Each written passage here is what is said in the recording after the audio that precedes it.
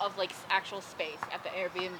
They have a nice porch, so don't go, down the stairs. Is that like the same thing? It's like a no. You would thing, have and to then- ask the question of, is it somewhere that she's never allowed to go into or somewhere Okay. she's sometimes allowed to go into? If it's a never, as long as it's a clear boundary, yes, you could correct for them just passing that boundary and they'll Okay. figure it out. But if it's somewhere where you want them to sometimes be allowed to go into it, it gets a bit gray because you have to have some type of like visual difference that lets them know this is when you can versus when you can't. The best example I use is like an electric fence. Clients that have an electric fence in their front of the property, those dogs pretty much learn when they're off leash, they never go through that. But usually what their cue is when the leash goes on and I go to walk you through it, it's okay. Sometimes I prefer to just use commands to handle those situations if it's a sometimes thing. Like there are times if my wife and I are cooking dinner in the kitchen, we don't really want the dogs underfoot in there. So we'll put them in a bed stay or a down stay or something and just keep them out of the way. But I generally wouldn't at that point just correct them for going into the kitchen.